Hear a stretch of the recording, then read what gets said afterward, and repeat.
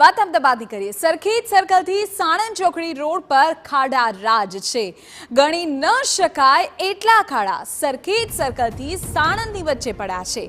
સતત વ્યસ્ત રહેતા રોડ પર ખાડા હોવાથી વાહન ચાલકો ખૂબ પરેશાન છે।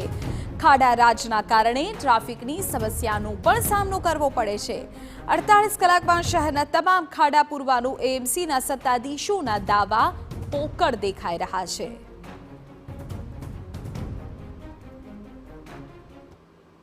વરસાદ બાદ અમદાવાદમાં પડેલા અસંખ્ય ખાડાઓ બાદ સ્ટેન્ડિંગ કમિટી ચેરમેને એ વાદો આપ્યો હતો કે 48 કલાકમાં તમામ ખાડાઓ જે છે એનું પુરાણ કરવામાં આવશે, પરંતુ 48 કલાક કરતાં પણ વધારે સમય વીતી ગયો હોવા છતાં અમદાવાદમાં ઠેર ઠેર ખાડાઓ યથાસ્થિતિએ આપને જોવા મળી રહ્યા છે। અત્યારે હાલ આપ જે દ્રશ્યો જોઈ રહ્યા છો અને જે મહાકાય ખાડાઓ જોઈ રહ્યા છો એ અમદાવાદના સૌથી વ્યસ્ત પૈકીના જે રસ્તાઓ છે તે સરખેજ ગામથી સાણંદ ચોકડી સુધીનો રસ્તો છે અને ત્યાં આપ જોઈ રહ્યા છો કે કેટલો મહાકાય ખાડો છે અને એ ખાડામાંથી પસાર થવા માટે મજબૂર થયેલા શહેરીજનો આપને જોવા મળી રહ્યા છે।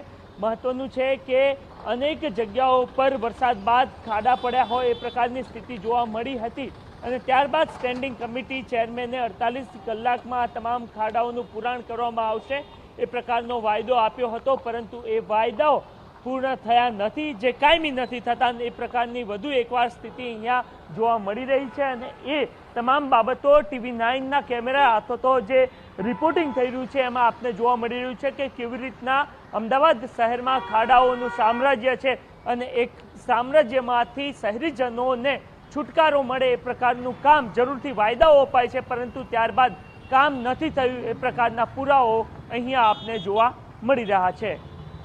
કેમેરામેન વિવેક ઠાકોર સાથે નરેન્દ્ર રાઠોડ, TV9 અમદાવાદ। સ્ટેન્ડિંગ કમિટીના ચેરમેને 48 કલાકમાં અમદાવાદના ખાડા પૂરવાનું વચન આપ્યું હતું। સ્ટેન્ડિંગ કમિટી ચેરમેનના વાયદાનું સુરસુર્યું નીકળી ગયું હોય તેવું આ દ્રશ્યો પરથી કહી શકાય છે।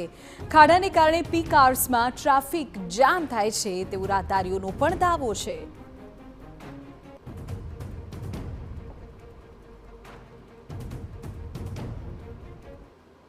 તમે જોવો છો ને, આ 2 મહિનાથી ખાડો ભરેલો છે, આખો વાન ત્યાં ટ્રાફિક થાય છે, કોઈ જોવા નહીં આવતો। એ ખાડો ખોદીને છોડી દીધો, આ એ કોઈ પૂરવા આવતો નથી। બારિશનો વધારે પાણી જાય ત્યારે આમાં જાય, બાકી આ રોડ આખી આ પાણીને લીધે તૂટી ગઈ છે, કોઈ જોવા વાળો નથી। આ જો કેટલો ટ્રાફિક થાય છે, હજી કોઈ જોવા જ નથી આવ્યો। આ જો તમે 3 ફૂટથી વધારે ખાડો થઈ ગયો છે, આમાંય કોઈ હજી જોવા નથી આવ્યો।